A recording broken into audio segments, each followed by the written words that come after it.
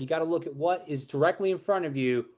As mentioned earlier, the Longhorns are heading to Starkville, Mississippi this Saturday, a 3:15 Central Time kickoff. Texas has recently moved up to a 7.5 point favorite on ESPN Bet. It was 6.5. The over-under is set at 44.5 points. Joe, how are you feeling as the team named after a type of cow experiences the cowbells? It's one of my favorite stadiums to watch a game, not personally, but to watch from the television. It was just so cool to listen to those cowbells. I know it annoys some people, but I think that Annoys me. it's one of the coolest traditions in sports, in college sports at least. If you saw the Arizona State game they had earlier this year in non-conference play, one of the best finishes you'll see in college athletics in your life. Just awesome to watch. And since then, there hasn't been much to cheer for Coach Jeff Lebby and his Mississippi State Bulldogs. And it's wild because I thought they could have possibly contended, to be a top half of the SEC, just to sneak in there. Not to say they were going to be, a top three finish, How not many at all. are you saying four conference wins, Joe? You had four conference wins on the board for Mississippi The State. way they were looking after the Arizona State game, a team that was in the CFP last year, almost beat Texas. It's a The Big way 12 the team. You know way the they Big were 12 is up and down like cryptocurrency. the I way mean, they all were those playing. teams year to year, except Tech now is going to be just pretty up because of oil NIL contributions. But the rest of them are all, Joe, they're going to be, that's a year to year conference. That's a Sure, year sure. because these smaller NIL schools are going to say, "Oh my gosh, this is our year. This is when our core is getting to be juniors and seniors. We're going to spend now." And so it's Yeah, going I to be mean, very up and down. but also I'm factoring the fact that, they were right there against Tennessee. They were right They there. were right there, and they were right there in the swamp against Florida, lost by two this past And, weekend. this team has just found a way, I guess, to get Billy Napier fired. Another team that Mississippi State Athletics finds a way to, screw over the opposing coach, even in a loss that they had Which is against the Gators. crazy, which is Yeah, crazy. history repeats itself in a way, but I'm not afraid of this game at all. I can't say that it's going to be just a gimme game like I thought last week would be because we saw how that happened. This is going to Yep. be definitely a more challenging environment. They know Texas is coming to town, one of the bigger brands, if not the biggest brand in college football. They're going to pack it out, and they're lucky this game is not prime time. That would be an even bigger Yes. difference maker. This Yes. game being at 3 Central is huge.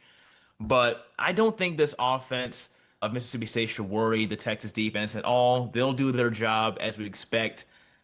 I'm still just open to what this Texas offense can do. I think that they get the ground game back and running. I hope they do because I can't take another 4 quarters of what they did last week offensively.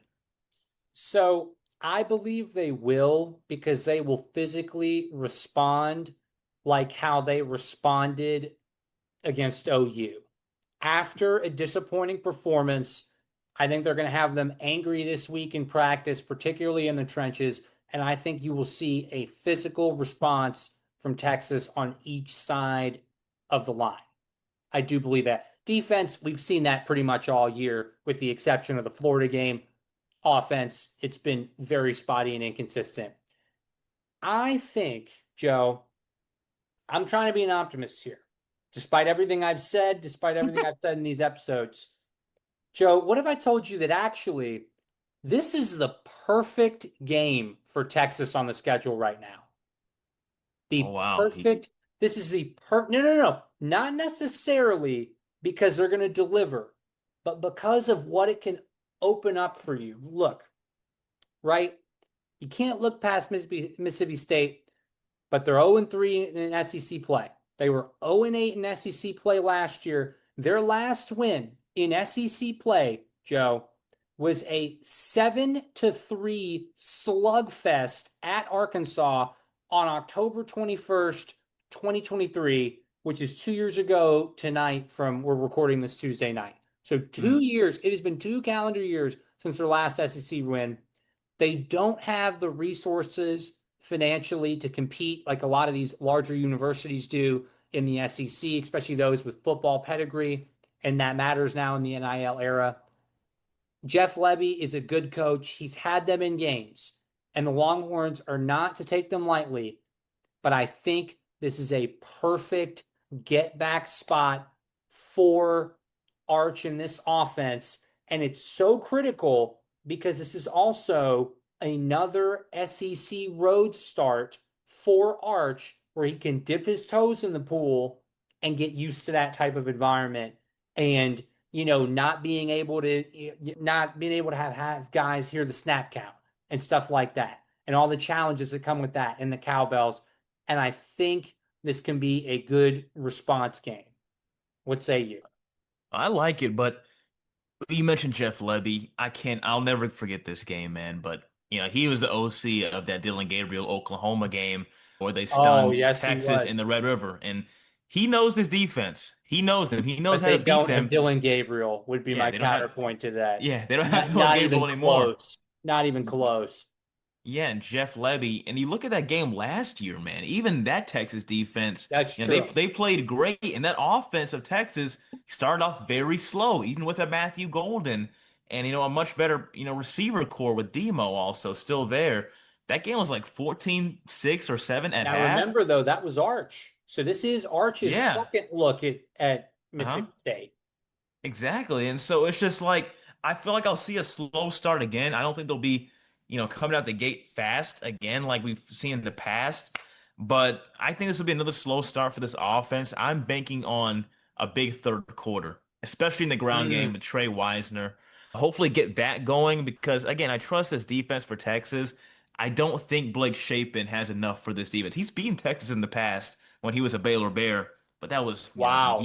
years ago. I mean, people don't Yes. even talk about his Baylor days at this Wow. point anymore. Wow. But yeah, when I look at this team in Mississippi State, this is, in a way, I agree with you, a perfect game to get your offense back and rolling. Start with the ground game and Trey Wisner and Christian Clark. They have to get going. Yes.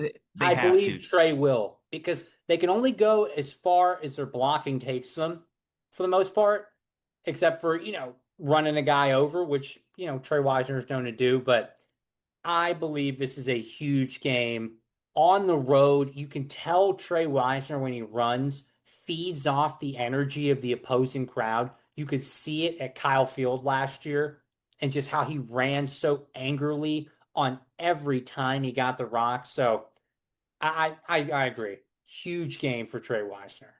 Mm. And watch out for, I believe, their main back and Davon Booth. He had 105 yards and two touchdowns on the ground last week. So. I think he's going to be a really solid player to watch for Mississippi State. I just don't trust that Blake Shapen will be the guy if they were to compete against Texas in the second half, that he's going to be the reason why. I think it'll be because of their ground game with guys like Booth and Xavier Gayton. But I trust Texas defense to keep them in it, even if this offense for Texas struggles like we saw last week. So hopefully the ground game gets going because good run sets up a great pass game, and hopefully Arch can get those hits, get those throws on target more, especially in the crossing game. He missed a few, just overshooting guys on drags, missing guys on out routes near the sideline.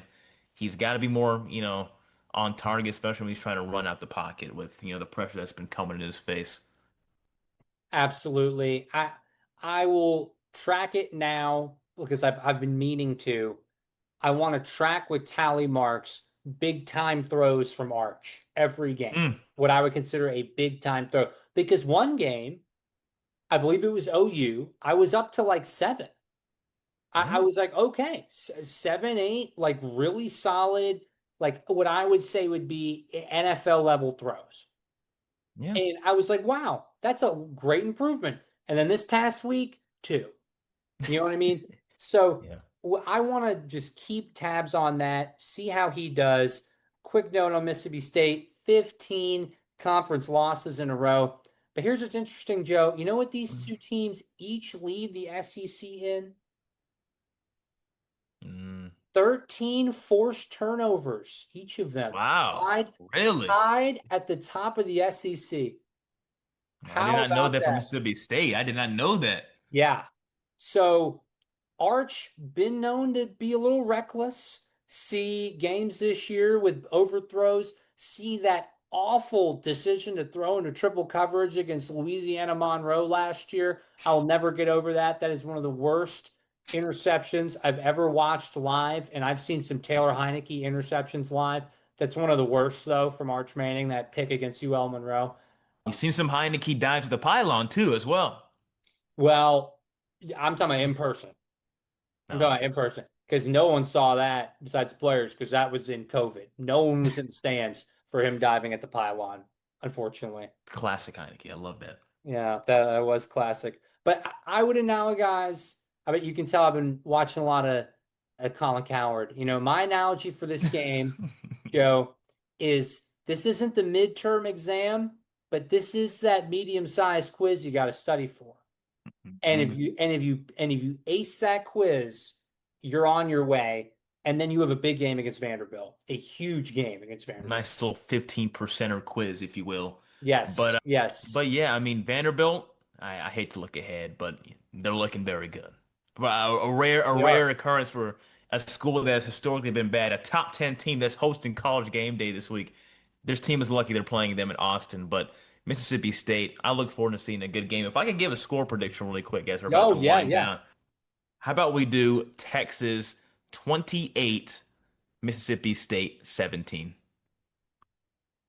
That's around the ballpark I was thinking. Quick mention before I pick, by the way, Michael Taft, we should have touched on this, had surgery on his thumb yesterday. He is not out for the season, but he is out indefinitely. We'll provide updates. Certainly not playing this weekend in Stark Vegas, and I would anticipate not against Vanderbilt either at home at the beginning of November. Joe, viewers, I'm going to say get right game for the offense to an extent. Texas 27, Mississippi State 14. That is what I'm going to say. And with that, that is going to be episode 6 of the Hump Day Huddle. Please like and subscribe to the Horns Illustrated YouTube channel. Hook 'em and have a great week, Welcome. everyone.